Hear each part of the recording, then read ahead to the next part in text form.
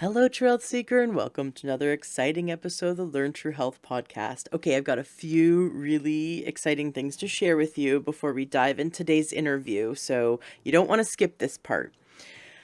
I interviewed Dr. William Davis. This is today's interview back in February. My life's been crazy. I've been wanting to sit down and publish this since I did the interview. It was late February. And we were in the middle of moving, packing, moving. It was total chaos. And I'm so happy I finally have a moment to sit down today and publish this. And I've got like 10 more interviews. I'm just backlogged with interviews that I want to get out there and publish. And so just watch out. They're going to start coming out more frequently now. And I'm so excited to finally get back onto a regular schedule now that we've landed in our new location. So this interview was so life-changing for me because in January and February, I was having breakdowns, emotional breakdowns. And my body, like my mind was okay. I was like, hey, I can, taskmaster, like just like give me 5 things. I'm gonna go like just bang them out, and my mind was totally clear. But all of a sudden, I just noticed that my physical body was incredibly stressed out, and I am definitely handling a lot of things in the last year, and then I had a lot on my plate, and I'm like, but mentally I felt fine, right? It's like the whole thing. I don't feel stress, right? Stress is not an emotion, but I started noticing that the littlest thing would have me in tears. And it wasn't just one part of the month, it was 2 months straight. I was in tears of the littlest thing. I felt so bad for my husband and my son who, they're so good-hearted. And I'm sure it was scary to all of a sudden, like, see mom smiling one second and mom's crying another. What's going on? And I tried to explain as best I could. But I did notice that my body was definitely in overwhelm, emotionally in overwhelm. And this was just such perfect timing to get this interview. So as I didn't, at the beginning of the interview, I had no idea that this was going to be the answer to what I needed. But with what Dr. William Davis shared, I took his information and I made one of the things he shares about today is a specific kind of, it's hard to call it yogurt, but it's a fermented thing that you can make to eat. And I made it out of soy milk, and then I made it of coconut milk just to try different plant-based options because I'm allergic to dairy. But if you're not allergic to dairy, you can follow his recipe. And what was just so cool, and I'm so excited to share it with you, is that I had a result the same day I took it. Now, the last time I had such a profound effect was when I got on the supplements that takeyoursupplements.com sells back 11 years ago. I think it was about 11 years ago.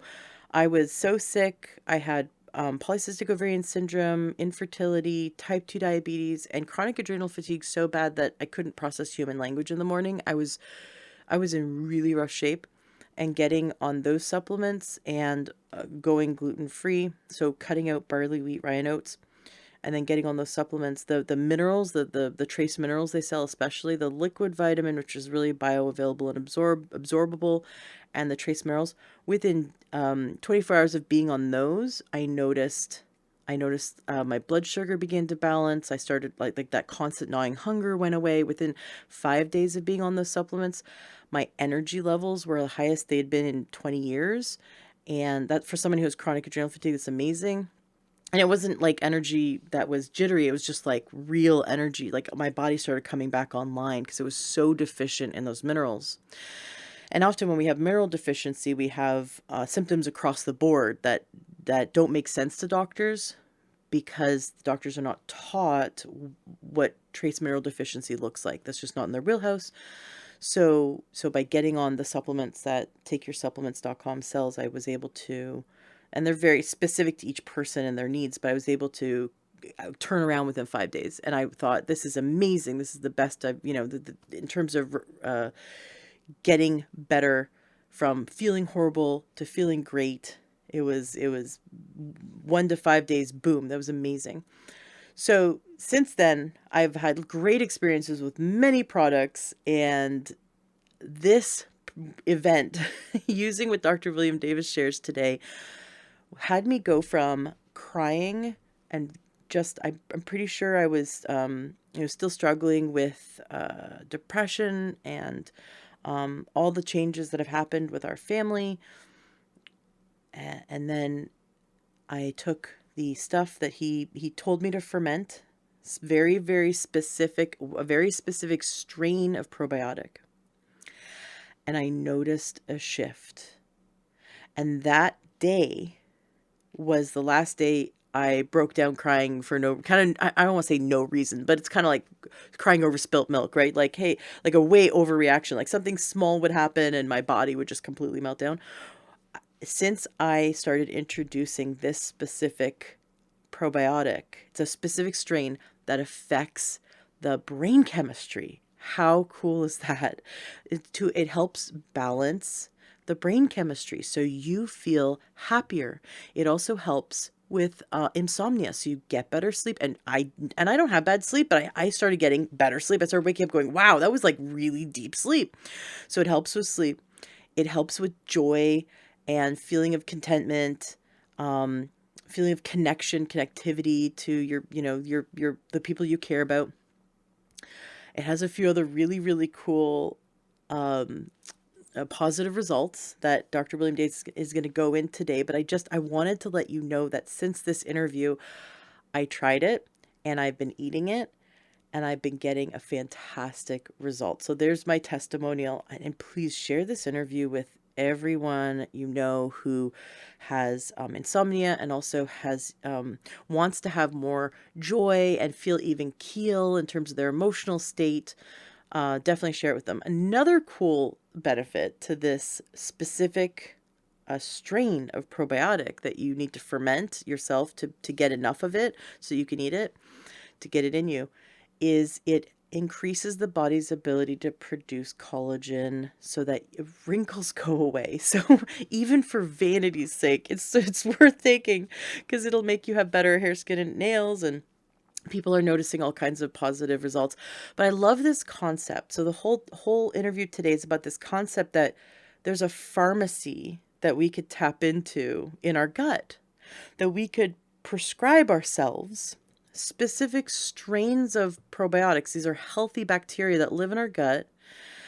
Prescribe ourselves specific ones that have specific outcomes.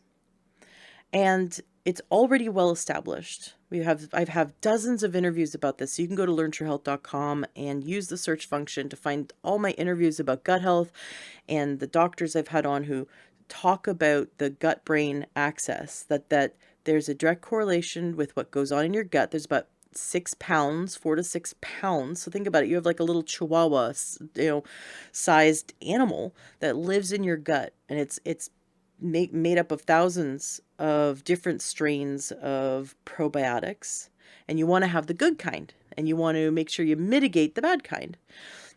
And they actually digest our food for us. They make nutrients for us by digesting our food that we absorb. They make chemicals for us that affects our brain chemistry, affects our hormones. It's amazing. And this is just scratching the surface. It's so cool. We're on the cutting edge. So Dr. William Davis shares that information today. That was the one thing that I wanted to share with you. The next thing I wanted to share with you is I've done some recent interviews, which I'll be publishing soon, about some pretty amazing stuff, like how to increase nitric oxide in the body, which has just a host of amazing health benefits. And what I'm seeing is I've been pouring through all these studies, and what I'm seeing is thermal therapy. So using the sunlight and sauna. The reason why I say sunlight and sauna specifically is the sunlight and sauna has near, mid, and far infrared. So it goes into the different depths of your tissue, and it binds to receptors. Now, I had a cardiologist on, Dr. Joel Kahn, and he talks about this, that on our cells. We have receptors for hormones, we have receptors for nutrients, like let's say calcium, but we and glucose, right? And insulin being like a hormone. We have receptors for those things. We also have receptors for light, that these infrared lights, the spectrum affects our cells. And there's one specific kind of protein that is triggered by heat, and this protein is called TRPV1. And this protein, when triggered by heat, I believe it's over 41 degrees Celsius is what I read. The protein then helps the body to turn pre-muscular cells into muscle cells. And they're seeing that for the elderly, it helps to lower the chances of wasting away. It increases sort of muscle, continuing to have the muscle so the muscles don't waste away. It plays a huge role in helping with cardiovascular health, to the point where this one study I read showed that they're now doing therapy with people who are in cardiac failure, that they're sort of like really far gone in terms of their cardiac disease, their heart disease, and that using heat therapy actually helps to increase nitric oxide in the body, which it supports the endothelial function of the cardiovascular system. It reduces the oxidative stress of the cardiovascular system, supports the autonomic nervous system. So they're seeing that there's so many things. It also helps balance blood pressure. So they're seeing so many benefits to using heat therapy for cardiovascular health. Well, I was looking into this specific protein, the TRPV1, because there's also a role that it plays in breaking down, helping the body break down fat, and burning fat as fuel. Which is, of course, everyone who wants to be healthy wants to make sure we have healthy levels of fat. And like the brown fat, which is brown fat is linked to better health and better health outcomes, and burn off excess fat. And so what we're seeing is, when you're in a sauna, it increases the body's heat, your core temperature, and thus you're burning off calories. They say about an average of 500 calories. Obviously depends on the person and how long they stay in there, how hot it is. But they also see now the reason why being in a sauna helps people lose fat is that it's creating these specific proteins, it's binding to these receptors. And what it was explained to me was, like, imagine a fat cell has these triglycerides that are built inside the cell, and then they're too big to get out. And you have to tell the triglyceride inside the cell to break down, kind of like a sectional couch. You can't take your sectional sofa out the front door until you break it down into its parts. And so using the sunlight and sauna therapy is one of those ways to create that cascade effect in the body that triggers the fat cell to break it down so that it can leave the fat cell. So the triglyceride can break down to leave the fat cell, which I found fascinating. So there's all these health benefits that I keep reading as I'm pouring through this information. But just the fact that sauna therapy increases nitric oxide in the body. My next episode, which you'll be learning more about nitric oxide and how the amazing benefits of it. That this is, everyone says inflammation is the root of all. At the very core of all disease, there's inflammation. And then people say, well, that's actually lactic acid is the root. No. Lactic acid and inflammation are the result of the root cause, and we go deeper than that when the body cannot make enough of the nitric oxide. That causes inflammation, that causes lactic acid, that causes all these cascade of negative outcomes that we see when we're looking at the common factor between everyone with disease, and we're going, well, everyone with disease has more lactic acid, has more inflammation, so therefore those are bad things we need to manage. Yes, those are a result of not enough nitric oxide in the body. And so my next interview is going to be about that. But how cool is it that the sunlight and sauna increases nitric oxide production, which is linked to longevity, by the way, and not having enough of it is linked to early death. And also so many health benefits of looking better and feeling better. So what I want to say about Sunlighten is I've had mine for a few years. I absolutely love it. I've gotten so many health benefits from it, and I am always in touch with the owner and the company there, and they offer a great discount for listeners. So please give them a call if you have any questions. They're fantastic. They can help you out, give you the literature, give you the science. And they also make sure you mention the Learn to Your Health podcast with Ashley James, because they will give you a fantastic discount, including free shipping. And if you have ever any questions about it or anything at all, you can also contact me, Ashley at learntoyourhealth.com, and I would love to help. I'm so excited for you to hear today's interview, because what Dr. William Davis shares today has changed my life. It's now April, so when I did that experiment with the probiotic that he recommended, that was near the end of February. So all of March, even in the midst of the chaos of my move, we moved in March, I did not have any of those emotional, just like overwhelm that I had been having before. I was able to navigate just by introducing this probiotic. I felt it was, you know what I said to my friend? I said, I'm on an antidepressant. And she, of course, looked at me with big eyes, right? I said, no, you don't understand. Not a pharmaceutical. This stuff that Dr. William Davis shares today, I said to her, this feels like I'm on an antidepressant. I feel amazing. I'm going through a very chaotic move, and yet it's not affecting me like the stress. It's like the stress is gone.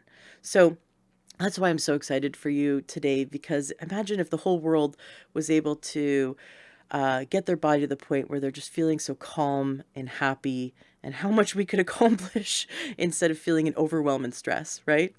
Thank you so much for being a listener. Thank you so much for sharing this podcast with those you care about. Continue to please share. This episode is going to change lives. I just know it. And come into the Learn to Your Health Facebook group, because I'd love to hear your experience as you also experiment and play around with the things that Dr. William Davis shares today. Welcome to the Learn True Health podcast. I'm your host, Ashley James. This is episode 476. I am so excited for today's guest. We have back on the show Dr. William Davis. Dr. Davis, you were on Learn True Health podcast back in episode 167, which was eons ago. But I have to tell you that you had a profound impact on my life and my husband's life back in, this was like 2011, 2012, somewhere like around the 19th there. Century, wasn't it? I mean, yeah, the dinosaurs were roaming the earth. We went gluten-free. So actually we cut out barley, wheat, rye, and oats. Oats contain gliadin, which is a protein similar to gluten. Some people react to it, some people don't. We were just like, let's just throw them all out anyway. And we noticed a profound difference. And I love sharing that the information that you shared in your book, Wheat Belly, was so eye-opening for us. It really helped solidify our decision to eliminate barley, wheat, rye, and oats. And then what happened was amazing. My husband and I lost so much water weight. In 1 month, actually, I lost 25 pounds of water weight, and both of us had our wedding rings flying off our hands. I'd like go to point, like, the remote is over there. I'd point, and my hand, my point, like I'd sort of point my hand in that direction, and my rings would go flying across the living room. And we had our rings custom fitted. And so we waited about 6 months, because I thought this might be temporary, because, women are more, I guess, in tune with their water weight of their body than men possibly. And so I was like, well, this might just be like this time of month, and by next time of month it won't be like this. 6 months go by, we're still not eating barley, wheat, rye, and oats. The 25 pounds of water weight is still off of me. I can't believe it. And then, and the thing is, I wasn't edemic. I wasn't walking around like poof, like I didn't feel like I couldn't like push a finger into my skin and then have an indent. Like it wasn't like that, right? It was just overall inflammation. And then 6 months later, we go and get our rings resized. And that's when we found out that I went down 1.5 ring sizes, and my husband went down 2 whole ring sizes. just That's from great. eliminating, right? Right. And then I was able to overcome a lot of other health issues. I mean, diet was a major factor, and also nutrition. I brought in specific, very high quality supplements, and, tweaked my diet, but I was able to reverse type 2 diabetes, chronic Great. adrenal fatigue. I no longer have polycystic ovarian syndrome. Every doctor I talk to is like, you can't reverse that. I'm like, yeah, watch me, look at my labs. They're like, oh my gosh. I love showing doctors my labs. They're like, they don't believe it. It's like, this is two different people. I reversed infertility. So all these things, but really That's great. this big, big, big thing was eliminating barley, wheat, rye, and oats. And I've had so many friends say, oh, I tried that. I was gluten-free for 2 weeks and I didn't notice a difference. I'm not allergic to gluten. So I definitely want to get into that. But you have a new book out, which I'm really excited about, is Super Gut, a 4-week plan to reprogram your microbiome, restore health, and lose weight. I love that you have a deep dive into supporting this microbiome. This is like 6 pounds of bacteria in our gut that we can actually use to heal our whole body. And I hear that your book has, we talked about this, that your book has very actionable steps that people can take to restore their health. So I'm really looking forward to you teaching us that today. Welcome back to the show. Oh, thanks, Ashley. Thanks for the invitation. Glad to be back. Yeah, absolutely. So fill us in. What's happened in the last 4 or 5 years since you were on the show with us? Well, as you experienced, the whole wheat belly lifestyle really can change people's lives if they get it right. And so, as you see, a lot of people say things like, well, I went gluten-free, meaning they may have cut back on wheat and related grains, but then turned to gluten-free garbage, which is awful. And they make that mistake. And those gluten-free processed foods are just horrible for health. It shocks me that industry continues to grow and they fill store shelves with something that's far worse than sugar. So if people get it right, they do experience, as you have. And by the way, reversing polycystic ovary syndrome is a huge advantage in health. And as you see, the 15% of ladies who have it shouldn't have it. And doctors say there's really nothing we can do except give you diabetes medications, give you insulin, give you antihypertensive drugs, and then go through procedures for fertility, which is ridiculous. It is so readily, as you experience, it is so readily reversed back to normal, including the hormonal distortions, just by shifting your diet and maybe addressing a handful of nutrients that are lacking in modern life. But people were doing this and experience, as you have, dramatic life-changing improvements in health, weight, etc. But I also saw this. People said things like, well, I lost 73 pounds, but I have another 40 to go and I'm stuck. Or my joint pain from my rheumatoid arthritis is better, but I'm not off all the drugs yet. In other words, people are having successes, but not 100% all the way back to perfect health. And so I asked, what is missing?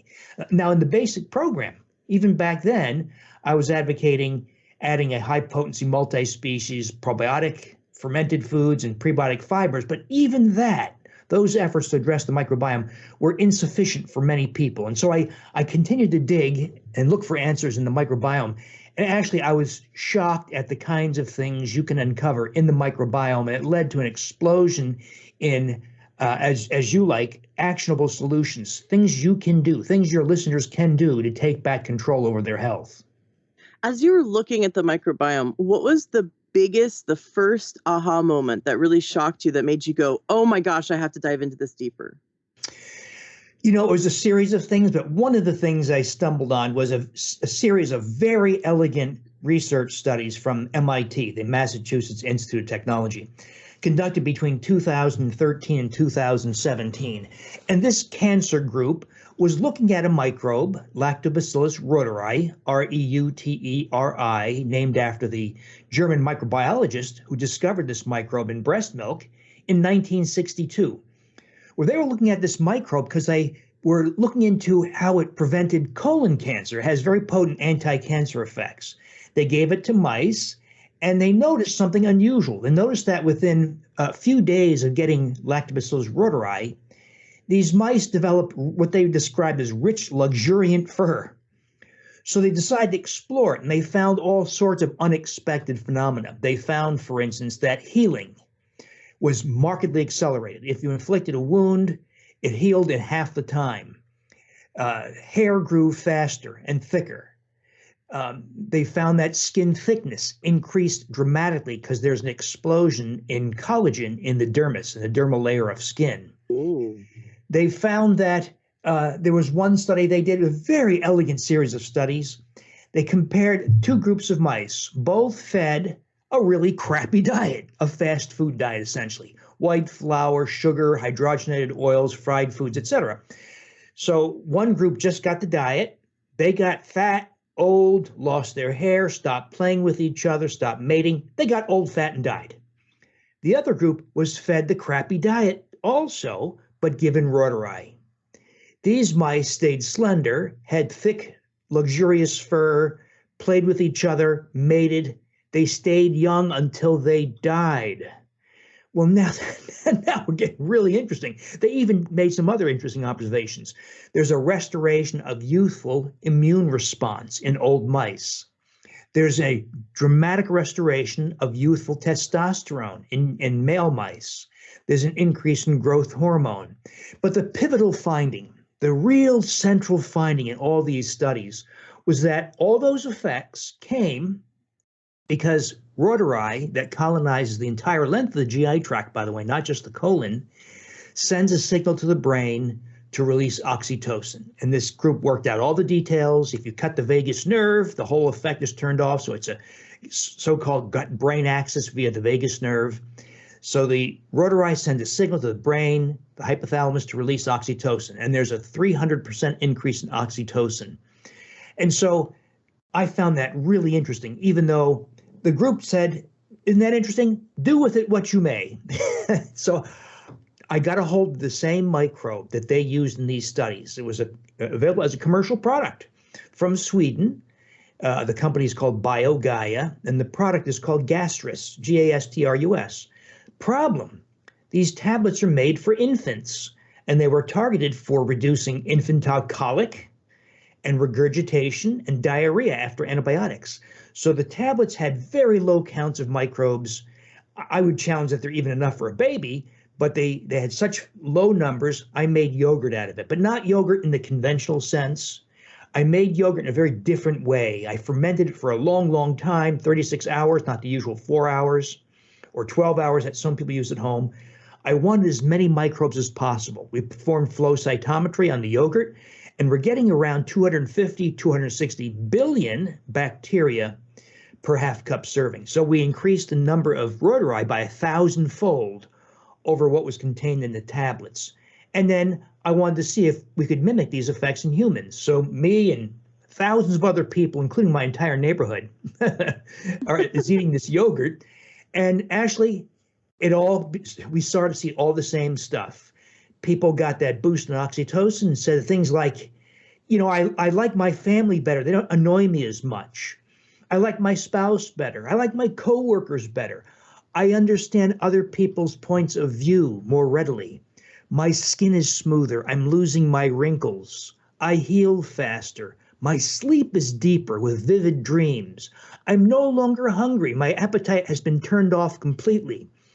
I've regained youthful muscle and strength. I have an increase in libido. I'm having erotic dreams like I used to have as a teenager or in my 20s. So increased muscle, increased libido, thicker hair, smoother skin. Actually, this one microbe, I think, turns the clock back 10 or 20 years. Now that's just one microbe, but it became clear. It was an illustration, actually, just how potent it could be to restore this one microbe, which, by the way, almost all of us have lost. When Gerhard Reuter was exploring Reuteri in mother's breast milk and stool, he found it in almost everybody. And in the indigenous populations on this planet who've been studied for this, they all have Reuteri. If you look at chipmunks, and squirrels, and dogs, and raccoons, they all have Reuteri. Modern people have lost it. Very few of us have it anymore because it's very susceptible to many things, like the antibiotic ampicillin. If you took ampicillin for a urinary tract infection or upper respiratory infection, you've likely lost your Reuteri. Oh So my we restore gosh. this ubiquitous microbe and spectacular things happen. Oh my gosh. I'm just imagining like how many women are breastfeeding diligently thinking that they're, you know, supplying their baby with this, and they're not, because at some point they had a UTI infection and they lost it forever. And it's not something that's in our food supply that we can get back once it's gone. No, no, it's not in the food. There not to say there aren't wonderful microbes in fermented foods. So if you eat, say, some kimchi, which is my favorite fermented food of all, and by the way, people in South Korea have among the lowest incidences of cardiovascular disease in the world, far less than Right. we do. And there's probably a lot of factors, but I think a major factor is their enthusiastic consumption of fermented foods like kimchi. And kimchi's got wonderful microbes. It's got something called Leuconostoc mesenteroides and Pediococcus pentasaceus. These are really beneficial microbes, but we can't get species like Lactobacillus reuteri. We actually have to get it specifically. Now, one of the things that I think we're in the process of figuring out is we have to pay attention when you play with microbes. You have to pay attention to strain, not just species, but strain. So to illustrate, you have E. coli, I've got E. coli, your listeners have E. coli in their colons. But what if you ate romaine lettuce tainted by cow manure from the Central Valley of California? Well, you could die of that E. coli. Same species, E. coli, different strain. So the Oh. strains that we use from the gastrus tablets are two strains. It's 17938 and 6475. But I have 7 other strains now of reuteri. They're all in my refrigerator. I've made yogurt with all of them. And I've experienced the same effect or greater with these other strains. Now, we have a mouse study lined up. We're going to compare 5 strains and see if any of them are better at provoking oxytocin than the others. So that's Mm. going to get underway just in a few weeks. So we'll be smarter. What I want to do at some point is say, actually, this is the strain you want to use. It's the best at generating this effect. But right now we can't say that. So just to be sure, we stick to the gastrus strains. Let me tell you kind of an embarrassing story. So we get a boost in oxytocin from reuteri, and you like other people. Actually, I think it's safe to say restoration of reuteri makes us better human beings. Mm. Now, I did something crazy. I got another strain of reuteri from a microbiologist friend. He's a master at generating super duper high counts of unique strains. He's actually about a half an hour from my house at a place called Biosource. His name is Suresh. And he gave me some of his reuteri strains. And it was super duper high potency. I made yogurt out of it, tasted the same, nothing different. I had it that night, and then I went to sleep. And during sleep, I had this incredibly vivid dream. A little embarrassing, actually, but I'll tell you anyway. I dreamt this imaginary woman came to me, and I could see her in vivid detail. I could see her hair color, her eye color, her facial features. She introduced me first and last name, which I've never had happen in a dream before. And I felt overwhelming love and affection for this imaginary woman. Well, I woke up. The odd thing is that overwhelming love and affection continued for this imaginary person for many hours into the day. It was intoxicating. I haven't had that feeling for real for a real person in years. So I've not been able to recreate that feeling, but I think if we can recreate, we can almost turn this on and off. It also makes me wonder, actually, if modern humans have lost reuteri and thereby the capacity to enjoy very high levels of oxytocin, is Mm. the intensity of love and affection today less than it was 60, 100, or 10,000 years ago? Tough to prove, Wow. but I believe it might have been. Wow. Oh, and just think of maybe, are there groups of people that had higher levels of it naturally because their lifestyle didn't degrade it? Uh, like for example, the history of the First Nations people in North America, what they taught in schools is so manipulated from the truth. When you actually dive into it, you find that most of the tribes were at peace with each other. They traded with each other. There were tribes up in the northern regions of the United States, that is now the United States, the northern regions that had conch shells because they traded all the way down from like the Mexico area, right? What is now Mexico. They had trade routes. There was a lot of peace. There was a lot of prosperity, and it was there was vibrance, right? And then what they teach us is, oh, they're all at war. They're all savages. They're all killing each other. And that's what they taught me in school. And then I go and actually find out that it's highly manipulated, what the history that they teach, but that they had so much beauty in their cultures, and of course some warred with each other, but that there's more peace than war, that there's more togetherness and trading and helping each other. And so I just wonder if like cultures that were more in touch with herbal medicine and nature, if they had higher levels of these strains versus cultures that maybe were like drinking alcohol and messing around with substances that would disrupt the microbiome. I think we can only speculate. It'd be tough to prove. I actually I got the oxytocin levels, the blood levels of 3 primitive indigenous populations. I got unpublished data from a researcher in California who went to New Guinea and very bravely got the blood of these are people who just 2 generations ago were cannibals, were eating other humans. So he got the blood from these people and measured oxytocin. I have also the data from the Tsimane, another indigenous population, and from the Bandongo people in the Republic of the Congo. These are all people who've not been exposed to antibiotics, aren't exposed to glyphosate, the herbicide, don't get herbicide, pesticide residues in their food, don't take statin drugs or non-steroidal anti-inflammatory drugs. They have essentially a Stone Age microbiome and thereby presumptively higher oxytocin levels. Unfortunately, the methods to measure oxytocin are so wildly different that it's almost impossible to compare their levels to modern levels. Different methods, different tests, platforms. And so I have the data, but I can't say that they had higher oxytocin levels because I wanted to prove that primitive people with rotari have higher levels of oxytocin. But unfortunately, this kind of mess of data surrounding oxytocin kind of prevents us from doing that. So we'll likely never know unless we have a time machine and go back in time and draw blood and run those run those tests using modern methods. Well, I just love the promise of, there's thousands and thousands of different bacterial strains, healthy, helpful bacterial strains that we can have in our gut. And you've isolated one and played around with one and found that you're healing wound time, your collagen, people are getting younger, people are getting more just feeling wonderful in their body and connecting with other people. And that alone, like, I think you've sold everyone. Everyone's like, okay, sign me up. Like that's just that's just one.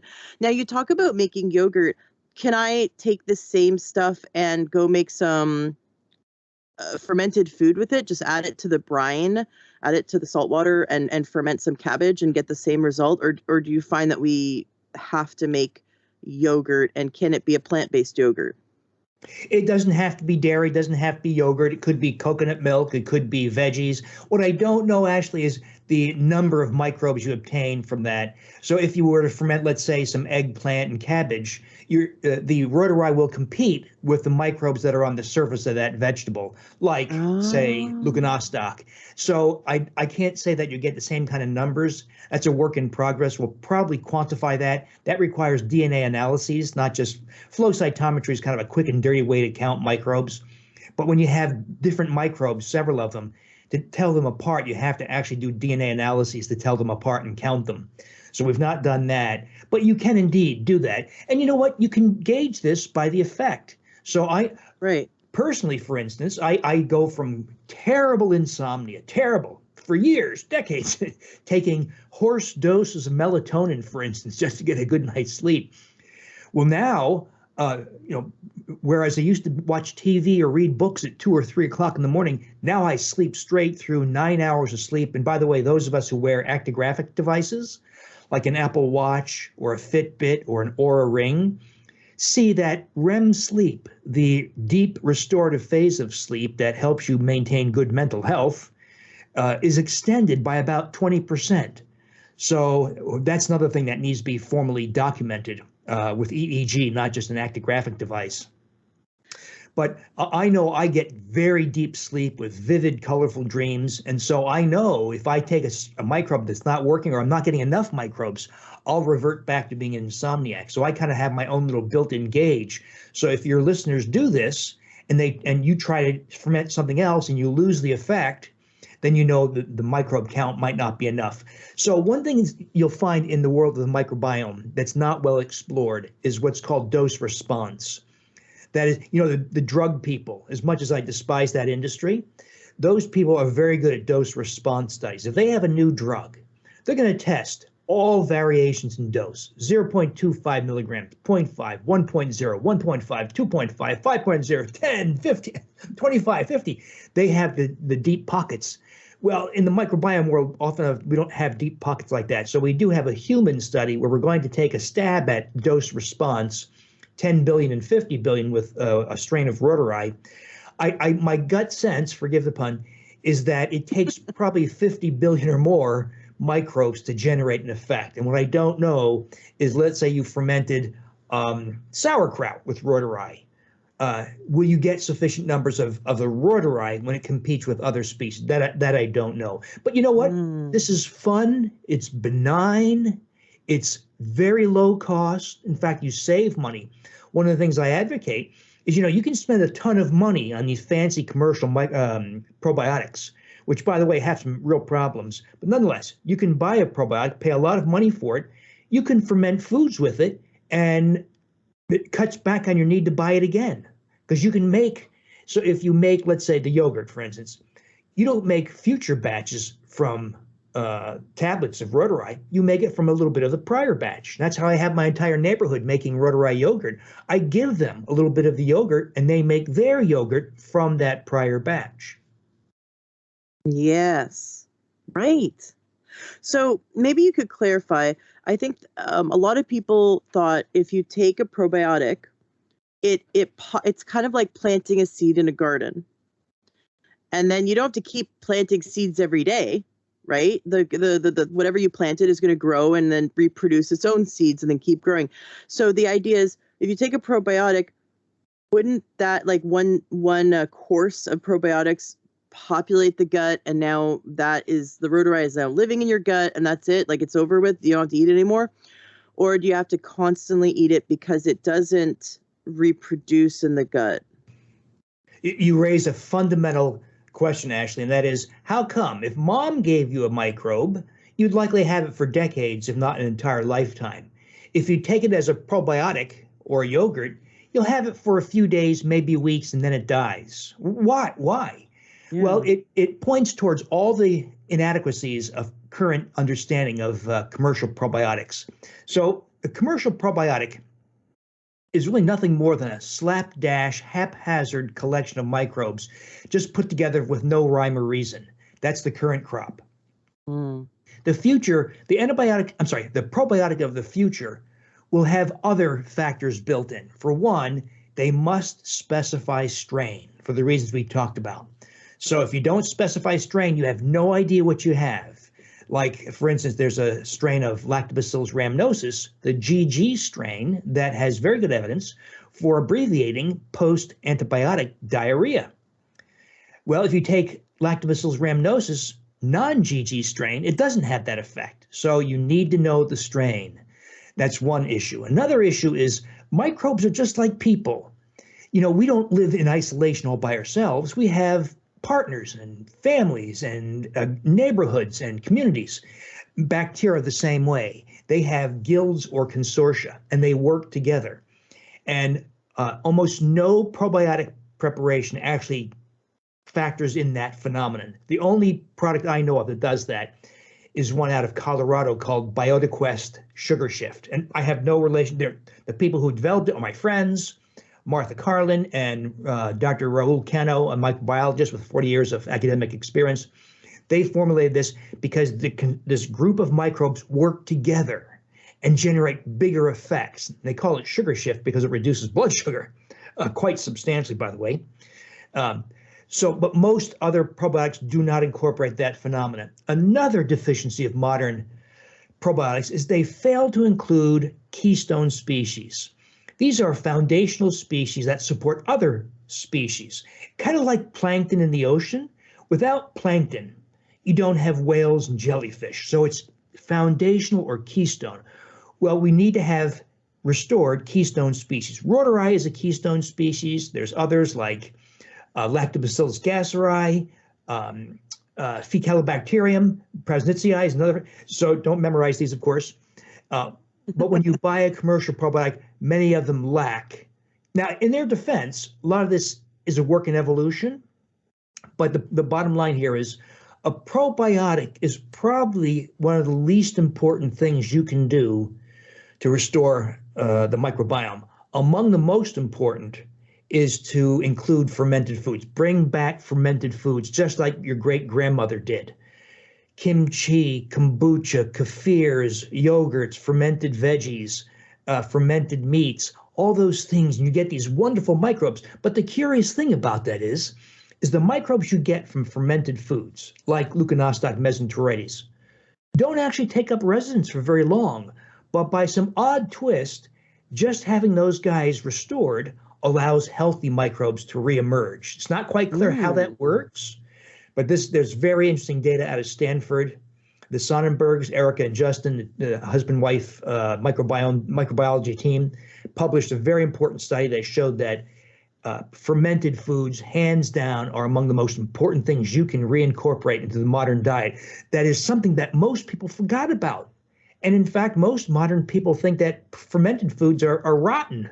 So they'll often throw away when something ferments. So we need to add those things back. And that's a really big advantage for restoration of rebuilding a microbiome. Oh my gosh, I love it. What about prebiotic foods? So fibers that there's some indigestible fibers that we don't necessarily eat because we're going to digest it, but that it feeds the microbiome and it's just, it enriches it. How important is making sure that we eat prebiotic food? Very important, actually. So as you've suggested, including sources of prebiotic fibers. Now, if you and I were primitive indigenous populations, you wouldn't go to the grocery store, of course. You would dig in the dirt and look for roots and tubers. And that's where you get the majority of your prebiotic fibers. But you would also kill animals. And as disgusting as modern people find it, in addition to eating the brain and heart and tongue and pancreas, we would also eat the intestines and stomach, and sometimes do that raw. And that's the real version of prebiotic fibers and probiotics. Well, modern people can't stomach those kinds of things, so we have to compensate for it. I say all that because sometimes the things we turn to get our prebiotic fibers seem a little odd. Like a raw white potato is filled with prebiotic fibers, but it seems a little odd because we're not used to that.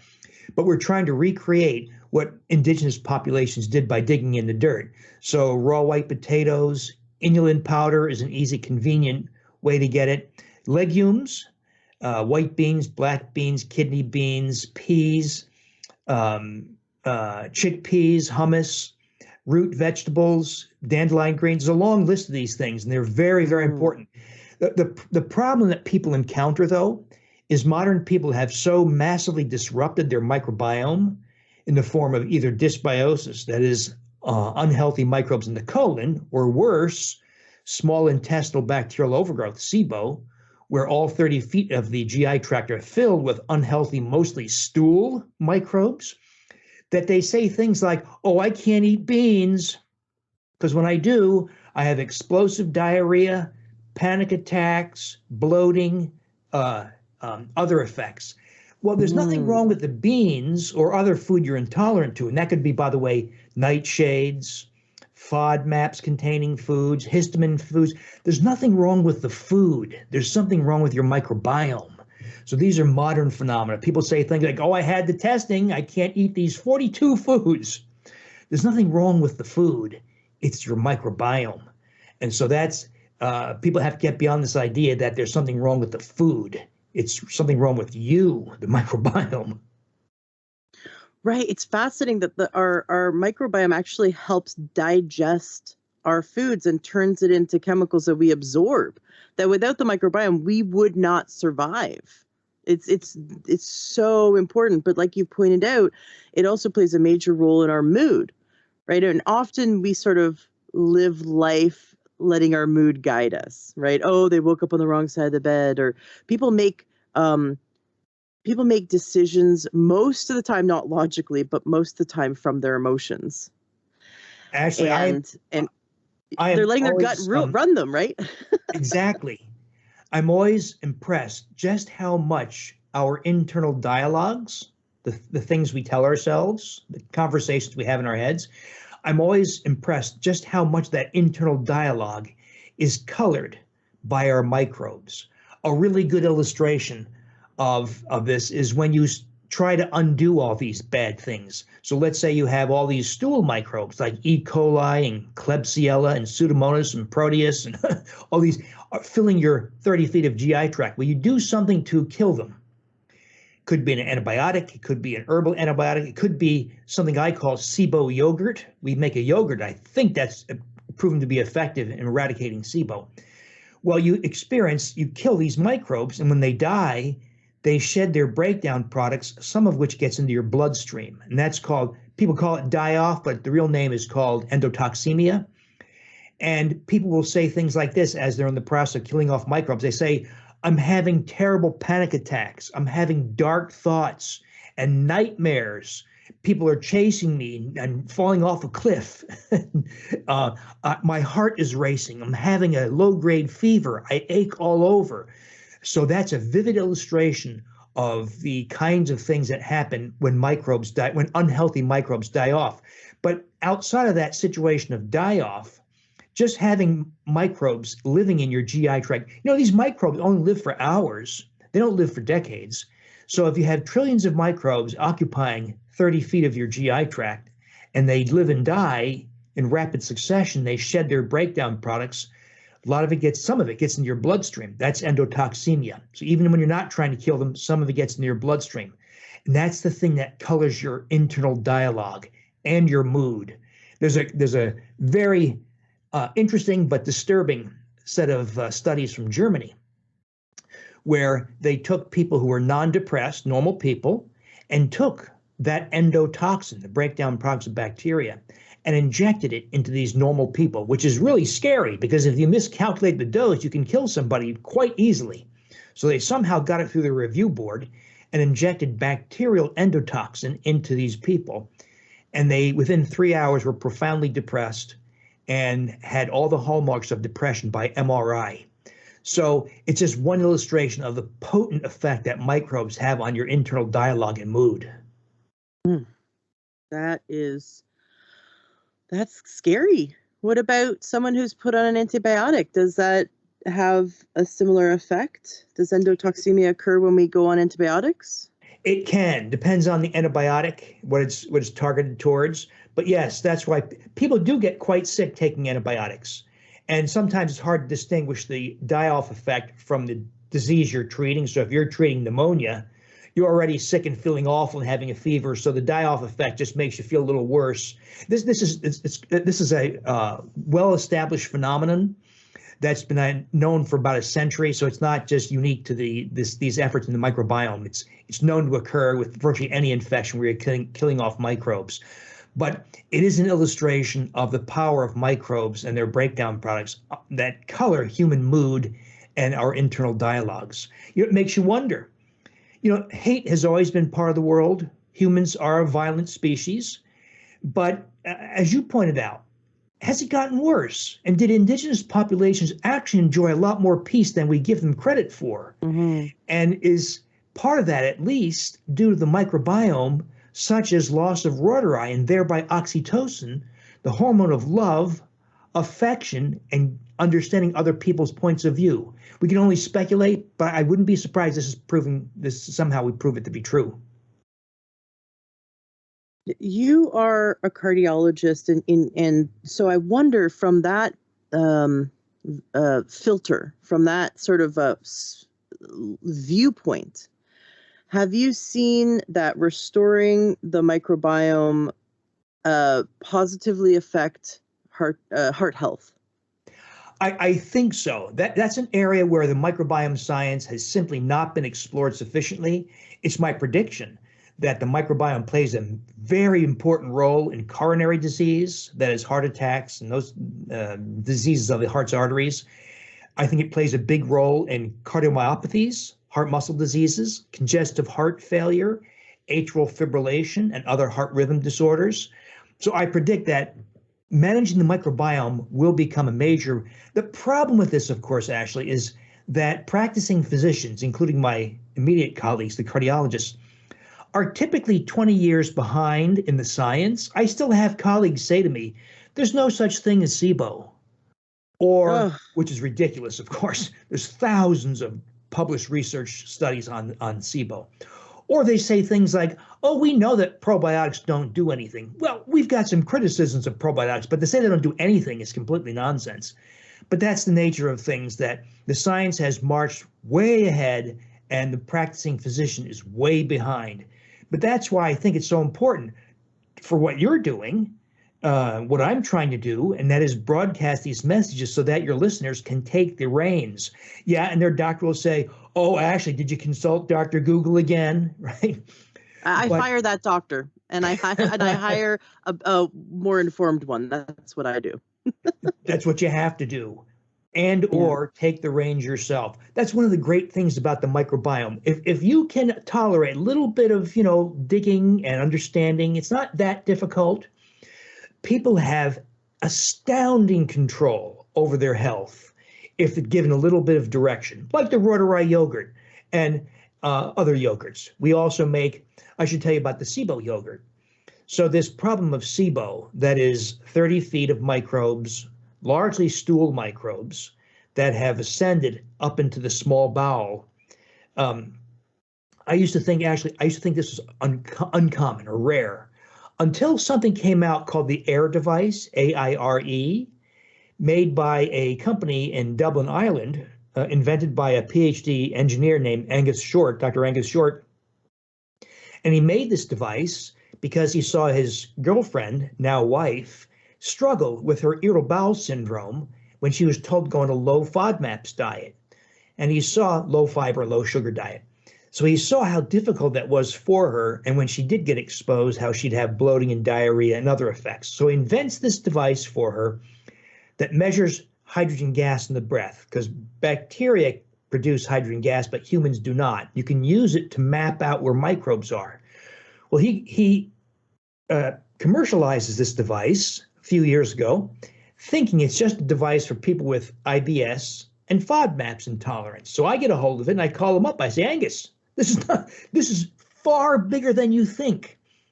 This is a device that maps out where microbes are in the GI tract and helps people navigate all food intolerances, FODMAPs, nightshades, histamine containing foods, sorbitol, fructose, fruit, legumes, nuts, all that stuff. And so he now knows that this is a far more important device than I ever thought. But I have thousands of people testing their breath now for hydrogen gas. Actually, what shocked me was it's everywhere. People are testing positive left and right. It's the uncommon person who tests negative. So my crude estimation is that at least, very conservatively estimated, at least 100 million Americans have SIBO. And I think that's a dramatic underestimation. It's gotten a whole bunch worse just in the last few years.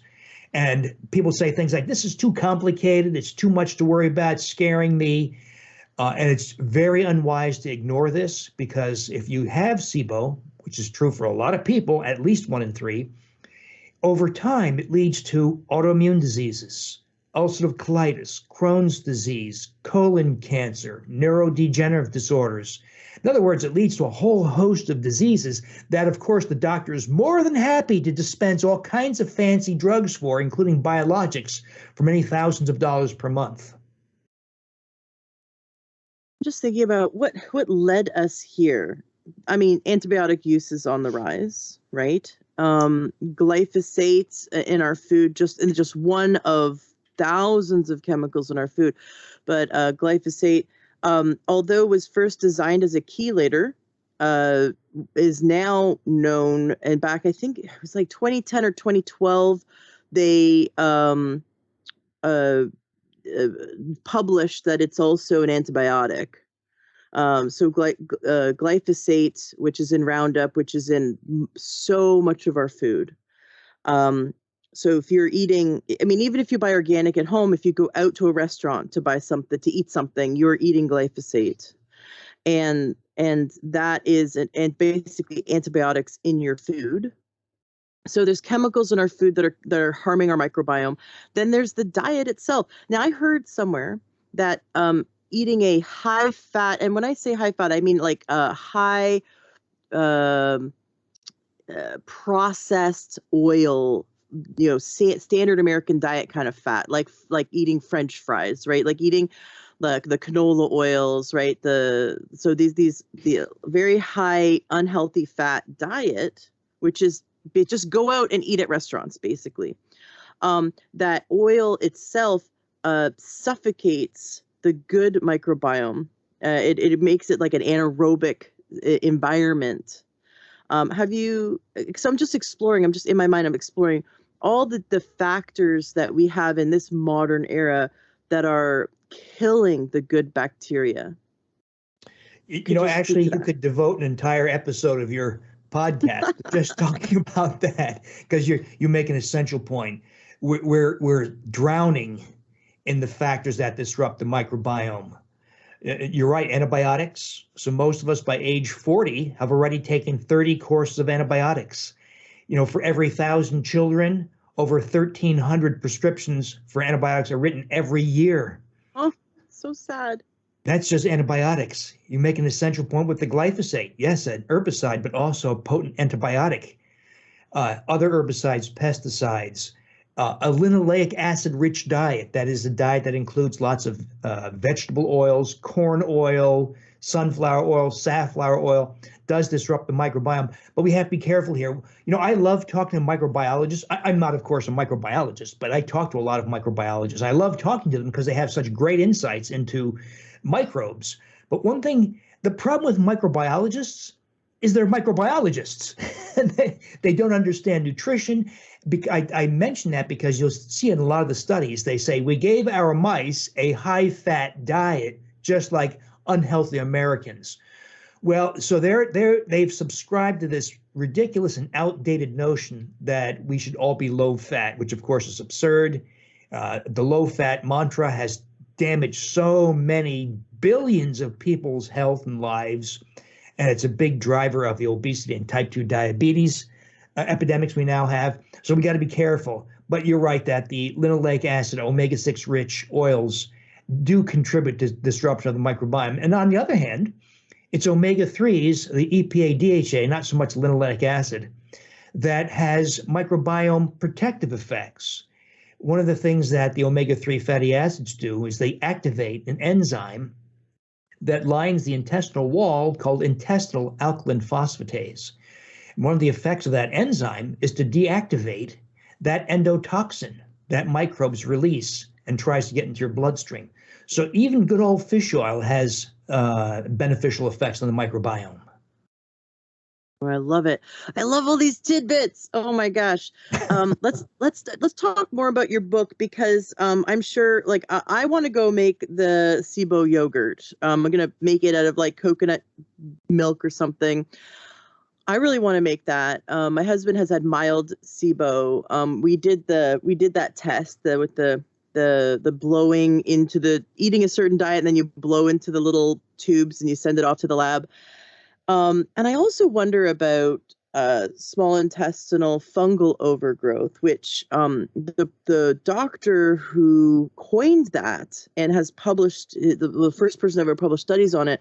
I had him on the show, and he says it's a man-made illness because without antibiotics and all the things we've done to, disrupt basically take healthy food and turn it into junk food, turn it into processed food, and all the chemicals we now eat. But mostly it's overuse of antibiotics. He sees that that fungal overgrowth is now taking effect in the small intestines, and he had a wealth of data to support this, and he was criticized heavily by his peers. And it's just funny that we can have a mountain of evidence. It's like Plato's allegory of the cave. We can have a mountain of evidence, but when we challenge people's belief systems, especially the more someone has had education around their profession, they challenging that education sometimes leads up to a lot of resistance. And so we have to remember to keep our minds open enough that our brains could fall out. Just think critically. Don't take everything at face value. Question everything, but keep your mind so open. Like, what if you could change cure your insomnia and depression because you changed what you ate? What if? Now, so many doctors out there will say that's impossible. Take this prescription. And yet, here we have this book, Super Gut, by Dr. William Davis, and he's showing us that we can do simple, small, actionable steps each day, and we could cure lifelong insomnia. We could look younger. We can have more love in our life. We can start to reverse. We can reverse major health issues and get off medications like diabetes. And for SIBO, which it causes so much discomfort, right? And like you said, it could lead to colon cancer. It can lead to all these other issues, but it causes distension. And I have a friend that has such bad SIBO that she only eats meat. She's basically, and she's so careful, but she can't even use spices. She can't put like onion on something, any form of fiber, and she is so sick. She gets a migraine, she gets bloated, and she's so sick that the only thing she can do is eat a small amount of meat each day. And she is becoming skinnier and skinnier in a very unhealthy way, and she's always in pain. And I can't wait to give her your book. I am gonna cry. I'm so excited for her because I know that, I know her case is extreme, but it was years and years leading up to it, right? And so for those who notice that they have gut issues, they have digestion issues, and they're eliminating one food after another, it's going to get to the point where it's like, what can you eat, right? Whereas when we heal the gut and that we have a strong, healthy microbiome, and the microbiome is working with us, the healthy microbiome is working with us to help digest our food and assimilate our food, then we won't have those issues anymore. But the SIBO yogurt, is that in your book? It is. I came to it just by sheer logic, just reasoning this out, because when you think about it, if you have SIBO, that is 30 feet of trillions of microbes, if you take a commercial probiotic off the shelf, can it get rid of your SIBO? No. It might reduce bloating and diarrhea a little bit, but it really won't get rid of these misplaced bacteria in the upper GI tract. So that's why people use things like rifaximin, the prescription antibiotic, and some of the herbal antibiotic regimens that have some proven efficacy, like the candibactin and the fc-biocide regimen that I discuss in the book, that we used for a couple of years successfully, some success. But I asked some different questions. I asked, what if we chose bacterial species that colonize the upper GI tract? Because that's where SIBO occurs. And what if we chose species that produced what are called bacteriocins? These are natural antibiotics effective against this species of SIBO. So I chose a strain of Lactobacillus gasseri. Gasseri colonizes the upper GI tract and produces up to 7 bacteriocins. It's a bacteriocin powerhouse. I chose those strains of Rotari that also colonize the upper GI tract and produce up to 4 bacteriocins, and a strain of Bacillus coagulans. So we co-ferment them as a yogurt. Doesn't have to be yogurt, of course, but in this case, I used yogurt. Extended fermentation to achieve very high bacterial counts, and we consume half a cup per day. And actually, so far, this is only about 30 people, but 90% have converted to hydrogen gas negative by the air device. So far, it's holding up. Now, we have several clinical trials in the works. We'll probably do that one down the road, not as a yogurt, but as we'll have to encapsulate the microbes so we can control the dose. But we'll probably look at that formally and see if this holds true. But so far, I think it's working. The downside is you have to eat it for about 4 weeks. It's a little slower than antibiotics. And there is a die-off phenomenon up front. You do get the little bloating and anxiety and those light effects. But actually, it's just yogurt. So, it's such a benign way to approach it. Right. Instead of having to go through the FODMAPs diet. Oh, my gosh. That is infinitely easier than getting rid of SIBO traditionally. Right. Now, one thing we've not done is test how well this works in non-dairy fermentation. That I just don't know. I believe you can do quite well, though. We've had a number of people do this well with coconut milk, canned coconut milk. Mm-hmm.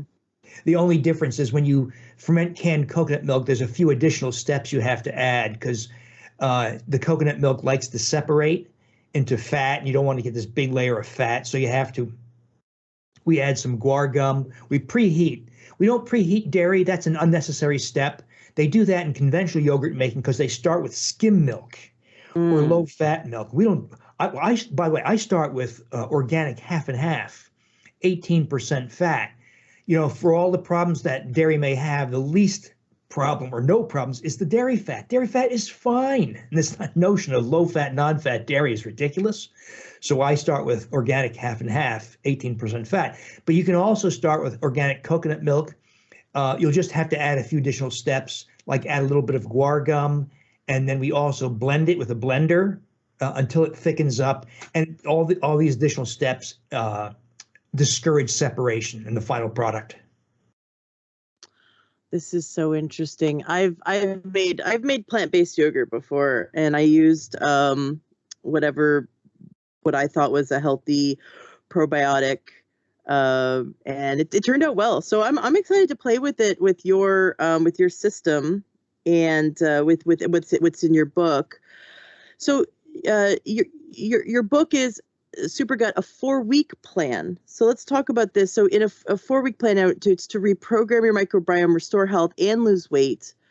Give us a glimpse as to what it looks like for the next 4 weeks. So we're all going to get your book, and then we're going to do it for 4 weeks. How much time does this take? What kind of fun experiments are we going to be cooking up in the kitchen? Give us a layout of what it looks like for the next 4 weeks. We spend the first week. So I liken this, Ashley, to a backyard vegetable garden. So let's pretend it's May or June. You're going to lay out a 10 by 10 plot. So how do you do that? Well, you lay out your plot, and then you pick out the stones and the twigs, and then you plant seeds, and then you water and fertilize it through the growing season. And after a couple of months, you've got a whole bunch of eggplant and pumpkins and squash and cucumbers and zucchini. The same kind of thing happens in your microbiome. We have to prepare the soil. We spend the first week preparing the soil, meaning undoing all the things that screw up your microbiome, such as getting filtered water, choosing organic foods over conventional foods whenever possible to minimize your exposure to herbicides and pesticides, working to get off medications like statin drugs, anti-inflammatory drugs. This might take longer than a week, but at least you have a whole week to try to reorganize your life in cleaning up your microbiome. We also approach diet. Now, I'm guilty of reintroducing some of the wheat belly type concepts, just because, as you saw, even though the concepts in wheat belly did not take the microbiome 100% of the way back, it was a great start. Because one of the things that happens with grain consumption is huge intestinal inflammation. Mm-hmm. And so you experienced it. You lost all that water weight. People say, the inflammation weight. Right. Mm-hmm. When you lose water weight, that is very important because it means you were retaining water because you were inflamed. Hmm. So getting rid of all that inflammation in water is a huge step. So we do reintroduce the diet. A lot of people are already doing the diet, so it'll be even simpler for them. And then I also introduce the nutrients that are largely lacking in modern life, not because of the diet, but because of the way we conduct our lives. So we can't drink from the river because it's got sewage and pesticides and herbicides, so we have to filter our water. Well, all water filtration removes all magnesium. So we all begin with profound magnesium depletion. So we replace that, and that helps the microbiome as well as other aspects of your physiology. We replace vitamin D because we don't eat liver, and most of us live indoors and wear clothes when we're out in public. So we replace vitamin D, and iodine and omega-3 fatty acids, similar reasons. We're just not getting enough from our diets.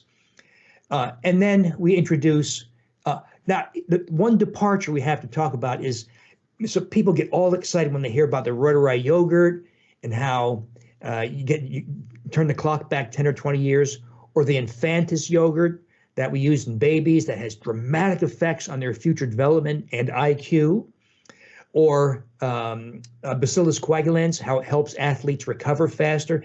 But the problem with that is those are really powerful strategies, but they work much better if you don't have SIBO or SIFO. And so many people have to stop the program and then deal with their SIBO, SIFO. It's not that difficult, but it means there's a delay. So you might not do it in 4 weeks, because if you're going to do the SIBO yogurt, that alone is about 4 weeks. If you do the candibactin regimen of herbal antibiotics, that takes a couple of weeks. If you don't have SIBO, SIFO, well, that's a lot simpler. Then you can start talking about these fermented foods, including the yogurt, to get these outsized effects. Oh, that's really exciting. And it's exciting that people will be in touch with their body and they'll notice these changes. They'll go, oh, okay, I've got to stop and go and do the SIBO regimen and then come back.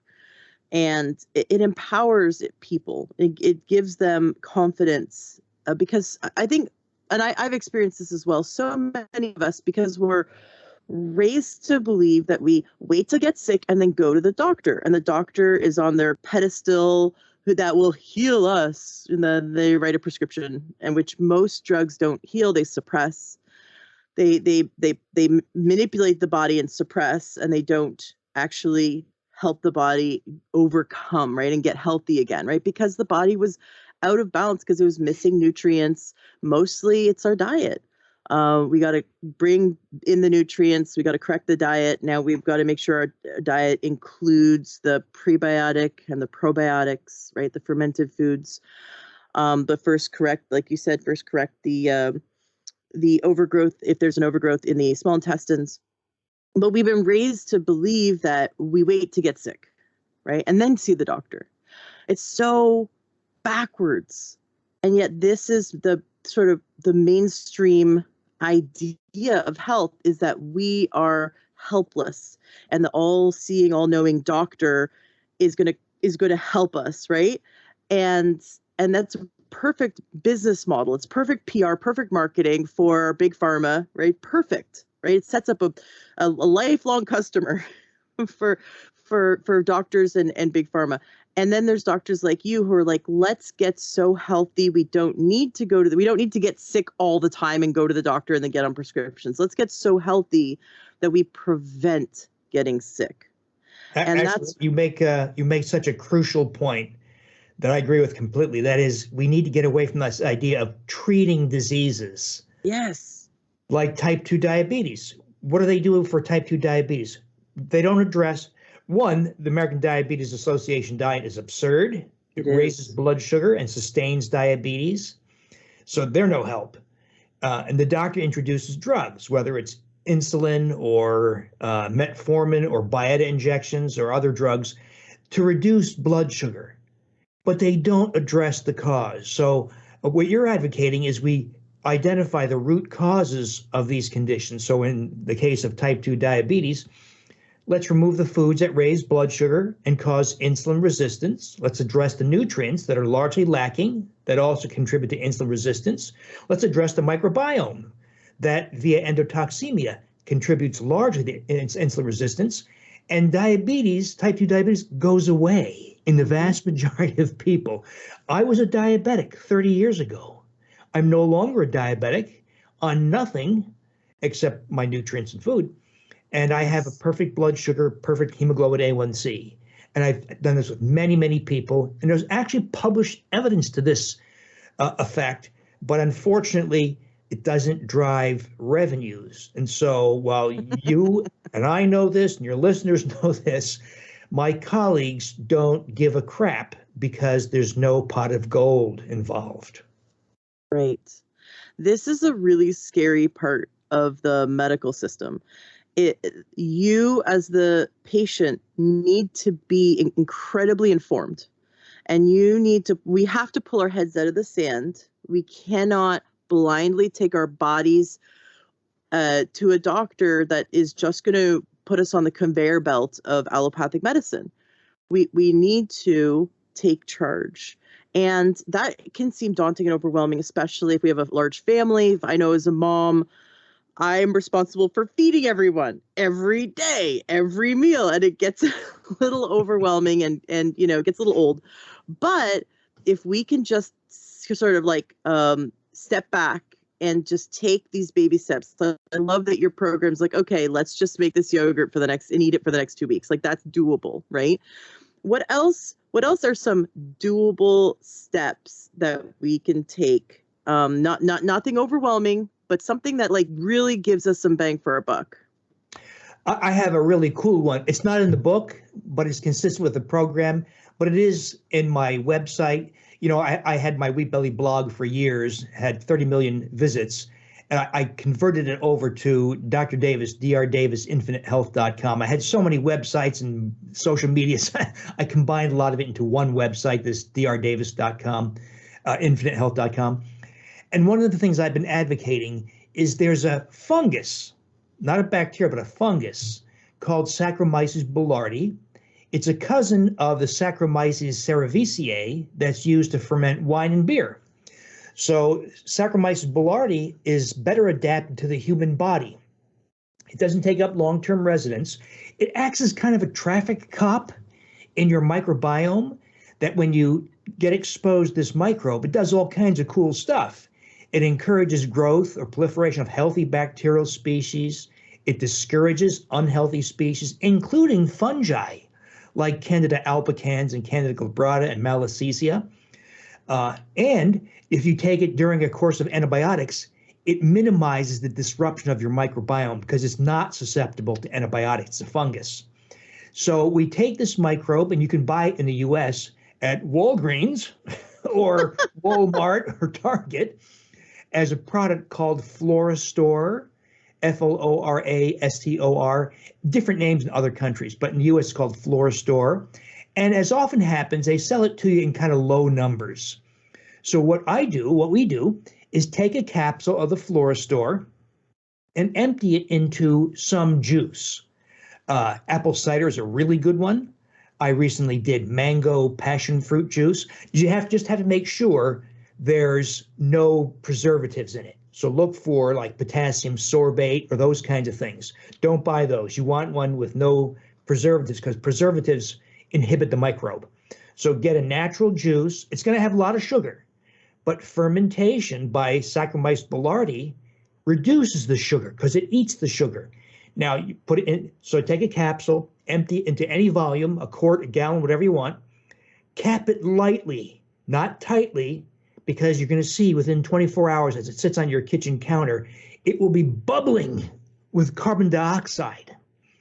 Let it go for 48, no more than 72 hours, refrigerate, and you're going to have sparkling juice. It's effervescent, it's delicious, and you're getting a wallop of Saccharomyces boulardii that helps bring your bacterial and fungal microbiome back in order. So this is a great adjunct to the other things you're doing, like SIBO yogurt or the Candibactin regimen or whatever else you're doing to reorder your microbiome. This is a big advantage.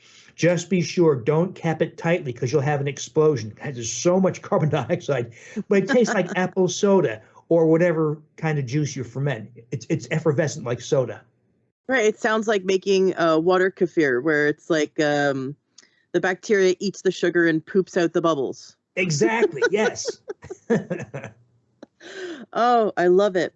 I have a dear friend who has lifelong constipation. Her parents had her on courses of antibiotics as a baby, and I just think this is such a common problem. She has tried everything that I've given her because, you know, I have lots of health information. I'm like, all right, try this. Now try this like healing gut soup. Now try this herb and try, just everything. And she says it'll work for a bit, and then the second she gets off it, so let's say it's a high fiber vegetable soup, it's really nice when she takes it, but the moment she stops taking it, and she'll go back to incredible constipation.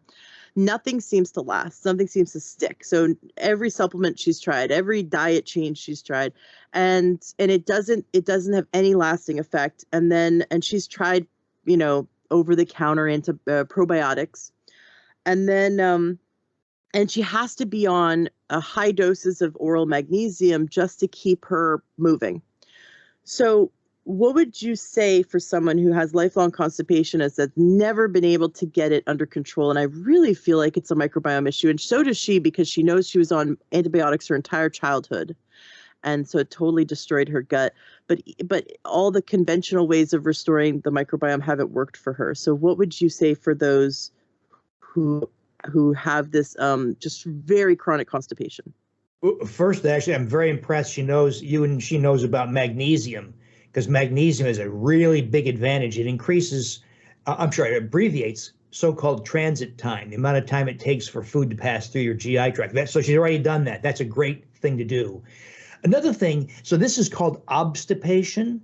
It's the most severe form of constipation that seems to respond to nothing.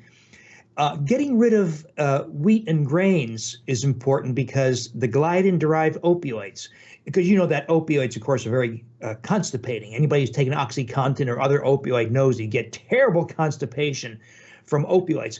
Well, the gliadin protein in wheat and the related proteins in other grains become opioids, and they are likewise extremely constipating for many people. So I had a woman way back when Wheat Belly first came out, and she said, "You're not going to believe what happened to me. I move my bowels once every 3 weeks. Oh, jeez, no, My abdomen no. is so distended. Oh, I've had numerous endoscopies, colonoscopies. All they tell me is take laxatives and enemas and stool softeners, and nothing works." oh. Well, I went wheat and grain free, and I lost 30 pounds in a week. and so for the first time in her lifetime, she's moving her bowels every day. And then her family's left the house for a day, and she's hungry for lunch. She says, "What the heck? I'm going to make a sandwich." She has a sandwich with bread, and it all came back. It took her about another week to get off of it and have her bowel movements return. So I've seen things like that. That's called obstipation.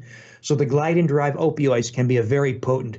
The other thing here is it's likely she has, of course, methanogen overgrowth. That is overgrowth of not bacteria and not fungi, but these peculiar creatures called archaea. And these are really fascinating creatures, because they're also called extremophiles. They live in the boiling water geysers in Yellowstone National Park. They live at the bottom of the ocean with extreme weight up on them. They survive in all kinds of extreme environments, Dead Sea with extreme salinity, and the human GI tract. No one knows how they got there and why they're there, but we are filled with methanogens. And when they overgrow and possibly ascend into the upper GI tract, the telltale sign is unremitting constipation. Mm. So now the newest air device that came out literally actually 2 weeks ago. So the old air device only measured hydrogen gas, but the newest device measures hydrogen gas and methane. So she can do that and prove to herself whether she has methanogen overgrowth, or she can do a stool analysis and see if she has an excess of so-called methanogens. These are microbes like Methanobrevibacter smithii and some others. Or she can embark on a course. One of the problems we have with a methanogen overgrowth, it's not quite clear how we best manage it. There's some evidence that the rifaximin antibiotic has an effect. There's some data, and we've seen some successes with the candibactin herbal antibiotic regimen. And there may be some other things, but they're very poorly documented. So we're not quite clear on exactly what to do with methanogen overgrowth, though I personally would consider the newest air device and consider the Candibactin regimen.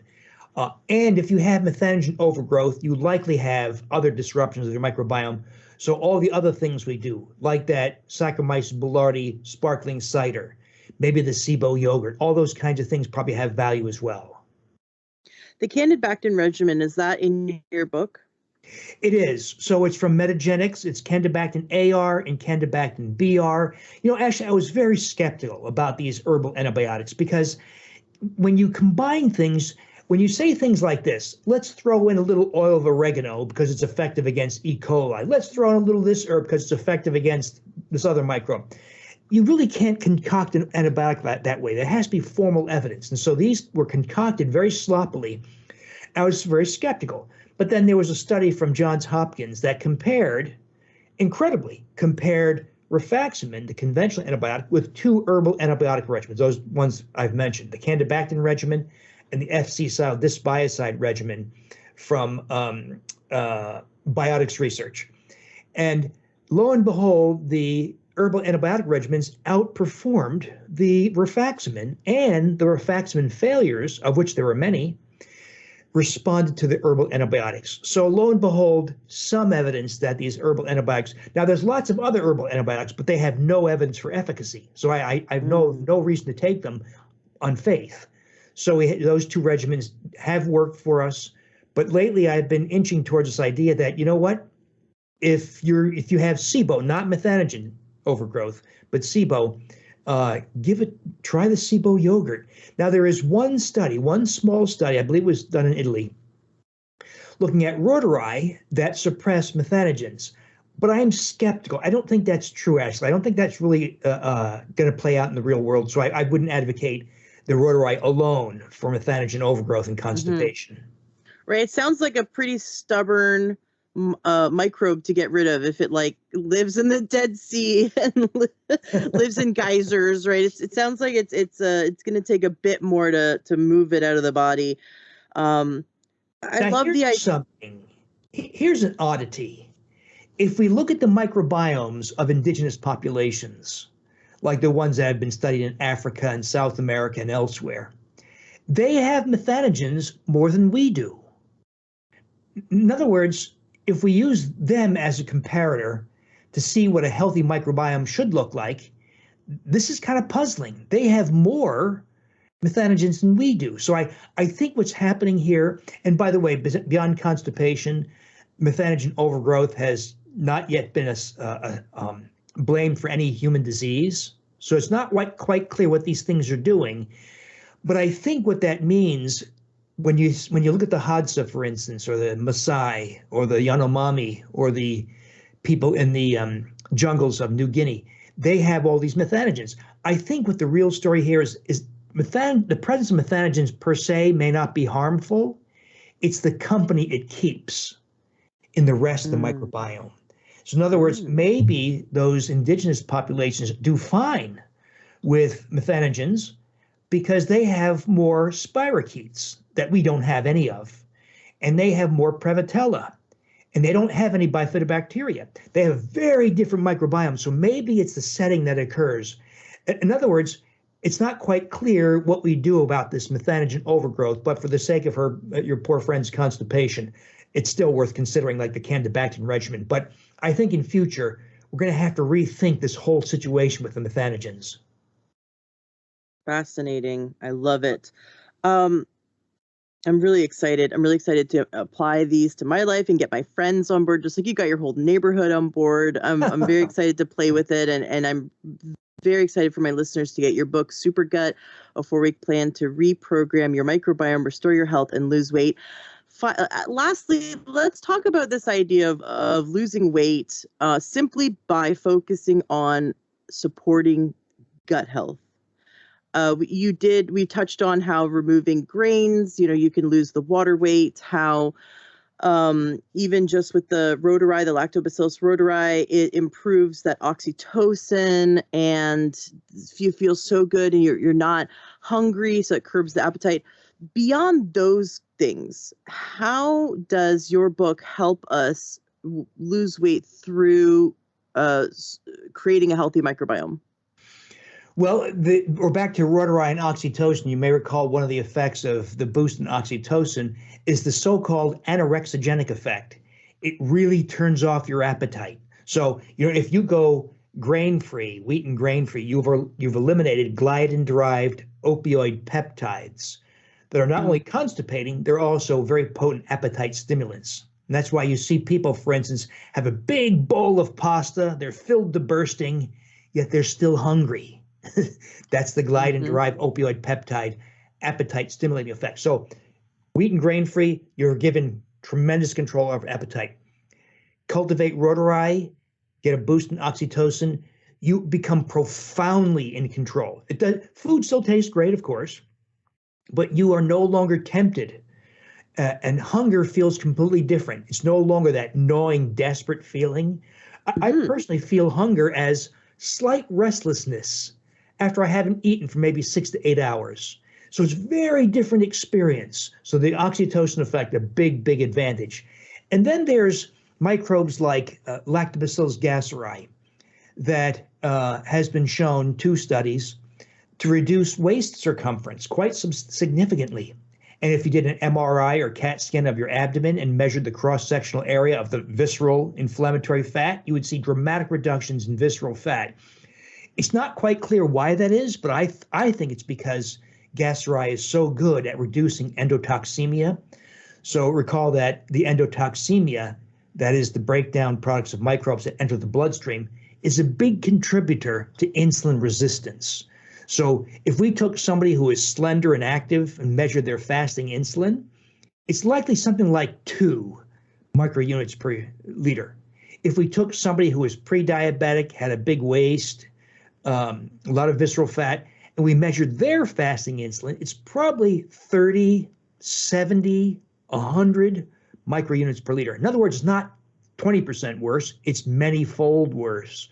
And when you have high insulin, it causes weight gain and prevents weight loss. One of the big drivers of that high insulin is endotoxemia. So if we get a microbe like gasseri that reduces endotoxemia, your body is allowed to reduce insulin and thereby release weight. So those are 2 of the biggest strategies I'm aware of. Oh, I love it. I had another thought. For cardiovascular health, is there a microbiome fix for high blood pressure? Well, so what we do with high blood pressure is, of course, we start with the diet, which alone has huge effects because we lose visceral fat, insulin drops, we don't have insulin resistance, and that releases fluid, as you experienced. So that alone is huge. We add the nutrients largely lacking in modern life, vitamin D, magnesium, omega-3 fatty acids, and iodine. And those 4 things all together have a huge impact on further reducing insulin resistance and reducing blood pressure. So just the magnesium alone reduces blood pressure. And then taking the steps to restore a healthy microbiome and thereby reduce inflammation and endotoxemia, that also reduces blood pressure. Getting fermented foods reduces blood pressure. So those microbes in, say, kimchi or fermented sauerkraut, like Leuconostoc mesenteroides and Pediococcus, they reduce blood pressure. So we're not actually treating blood pressure, we're addressing the factors that allow blood pressure to emerge in the first place. And almost always people walk away with blood pressures of like 106. Oh, that's awesome.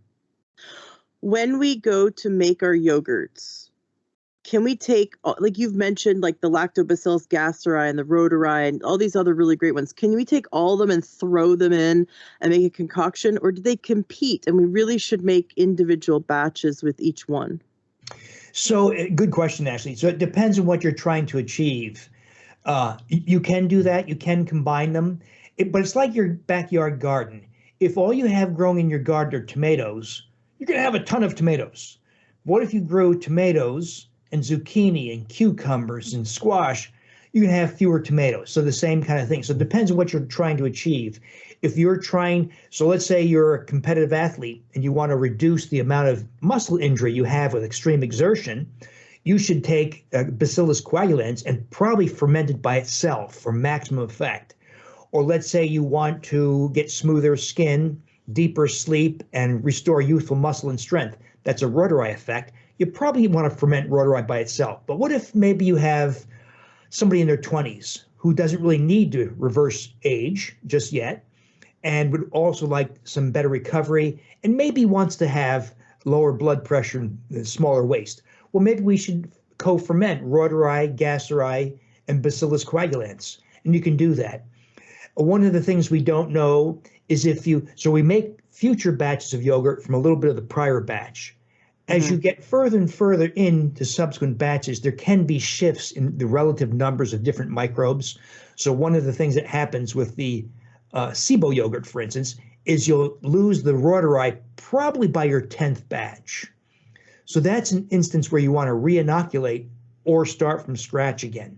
So a lot of this is a work in progress also. We have not done DNA analyses on all the different combinations, but you can do this. You can combine microbes. This is especially useful for younger people. So, all humans are supposed to have rotari. But what if you have a 10-year-old or an 18? Well, they probably don't want the super duper high numbers we're getting. So they can co-ferment several microbes and still get rotari replenished and yet get those other benefits as well. I love it. Does your book have does it list all these different ones and talk about each one? Does it have sort of a encyclopedia of all the different microbes that we could be fermenting to repopulate to get specific outcomes? I did actually. I approached it like a menu at a restaurant.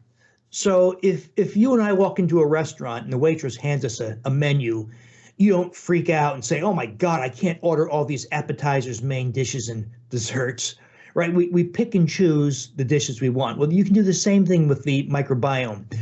Pick the microbe for the effect you want. So if you want deeper sleep, greater libido, and smoother skin, let's ferment the rotari. If you want a reduction in knee pain from arthritis, let's ferment the Bacillus coagulans. If you have a baby and you want that baby to sleep through the night, take longer naps, have half as many bowel movements and thereby half as many diaper changes, and have less asthma, irritable bowel syndrome, type 1 diabetes, autoimmune diseases, and have a higher IQ for a lifetime and less likely to become obese as an adult, let's ferment Bifidobacter infantis. So you can pick and choose the microbe you want for the effect you want, just like a restaurant. Oh my gosh, this is amazing. Everything you listed, I just imagining the listeners are just getting so excited to get your book and try it out and start making this yogurt. Now, you don't have to eat like bowls and bowls of it, right? So you're just having a few spoonfuls of this yogurt. And then the question that arises, well, because there's acid in my stomach, doesn't that just kill all the bacteria anyway? There's a drop in numbers, but the microbes that we're using largely survive stomach acid and bile. These microbes are fairly tolerant to stomach acid. There are microbes that do indeed die, but the ones that we're using are the ones that have been shown to be tolerant to those kinds of things. So if you eat, for instance, 250 billion, maybe only 100 billion survive, but it's sufficient to give you a big wallop of an effect. By the way, the Saccharomyces boulardii that we make those sparkling juices with. And by the way, you don't want to overdo those juices. They do still have some sugar. The fermentation process cuts sugar by about 50% or more. And if anybody's ever interested, you can get a hydrometer from your brewing store. If you have a beer making store, they have these things called hydrometers. They're just a few dollars. You can measure the sugar content of your juice, so you can calculate, how much sugar you're getting. But cool. I tend to suggest to people drink no more than a quarter cup, a couple of times, 3 times a day, something like that, so you're not getting a bunch of sugar all at once. I forgot where I'm going with this, actually, but oh yeah. So just as we're drinking it, is it making it to the intestines? Is it making it to the colon? So the Saccharomyces in particular is very tolerant. So that's a really big advantage. And by the way, it's also tolerant to alcohol. So you can make appletini and other martinis with it. Oh, so funny. Now, some of these are supposed to populate in the colon, not in the small intestine. Is that correct? That is true. But unfortunately, some of the probiotic manufacturers have ignored this whole issue of SIBO, which is a big miscalculation.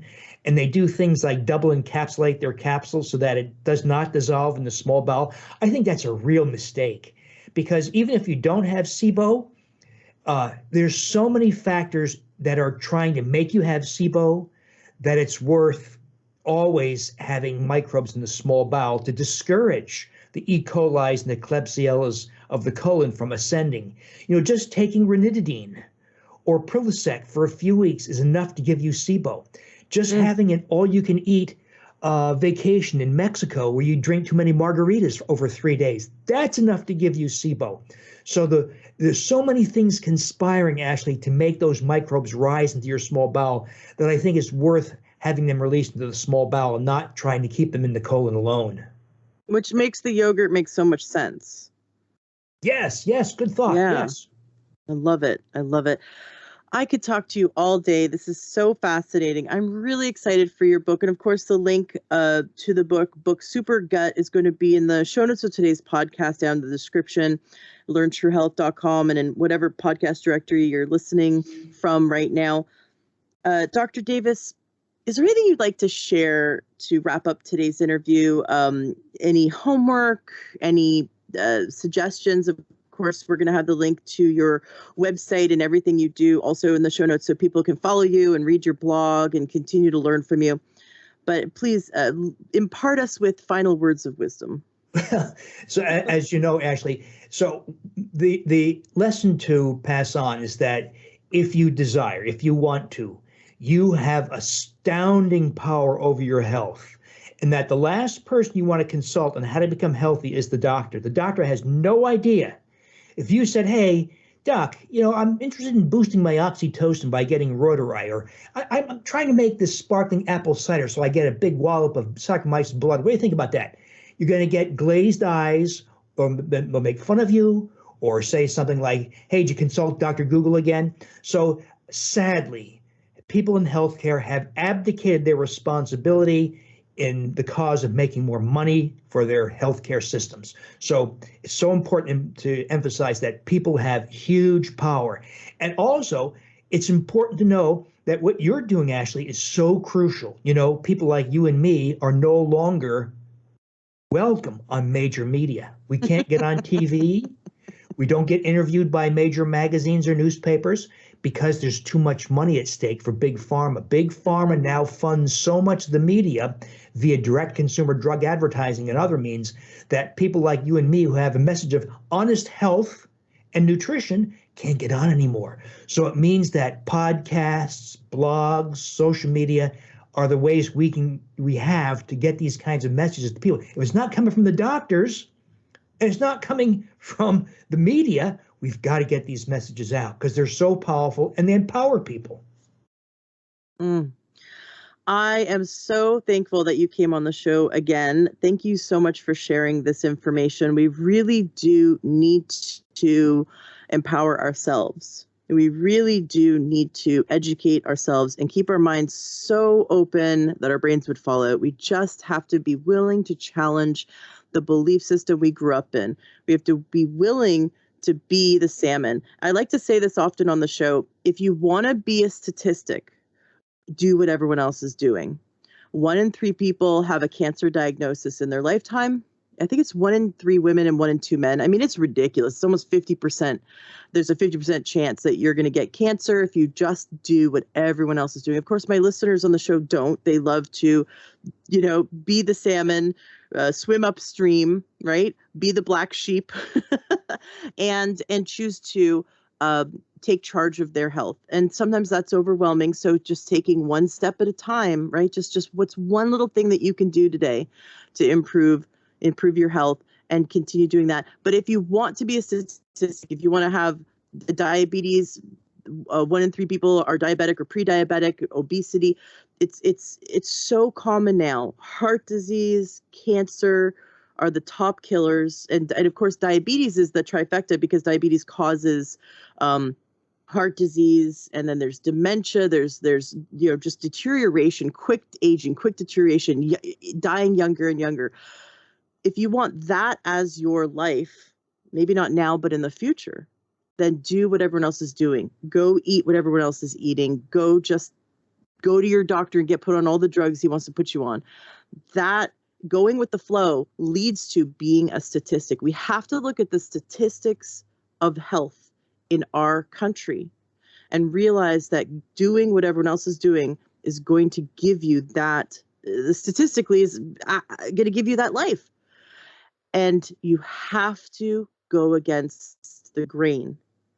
You have to throw the grains out and listen to Dr. William Davis. And what I love is Dr. Davis brings science-based, holistic, you in charge of your health, healing medicine.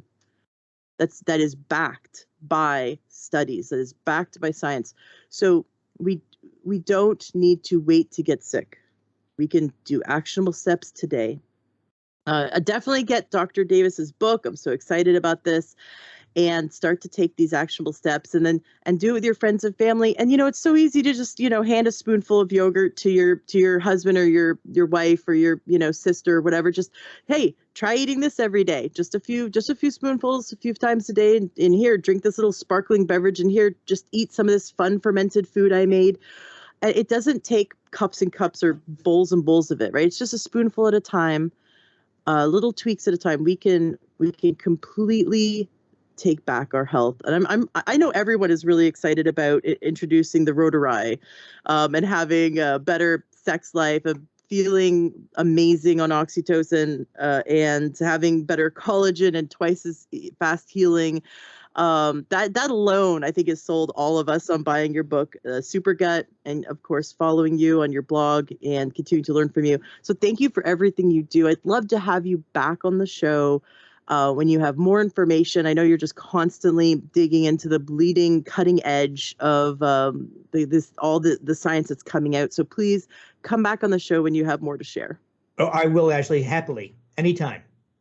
Love it. Awesome. Thank you so much. This has been wonderful. Thank you, Ashley. Keep up your great work. I hope you enjoyed today's interview with Dr. William Davis. Wasn't that amazing? I bet you're so excited to jump on these probiotics and go experiment and make some yourself.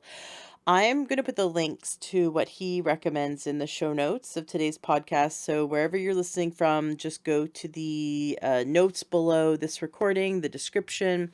You can go to learntruehealth.com, or from wherever you're listening, just go click on the podcast and you'll see the notes in the description.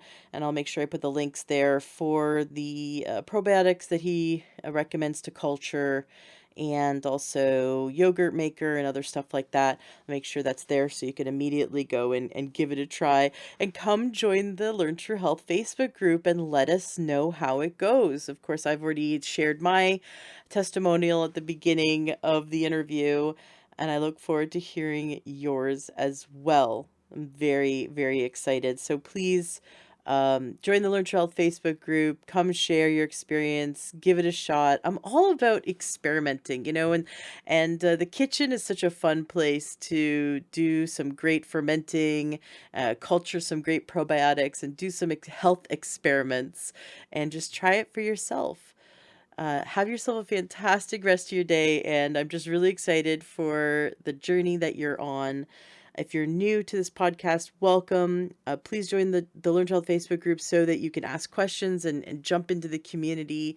And I also recommend going to takeyoursupplements.com, as they are amazing health coaches that help you through a naturopathic doctor created program, get on exactly what your body is craving, and what your body needs, what your body's missing, as well as helping you understand the nutrients that certain foods are hurting you, certain foods are helping you. They help you in that way to guide you. And so if you're just looking for a bit more hand-holding, Definitely want to check out takeyoursupplements.com as well. But come dive into the group, into the community, because we'd love to see you there.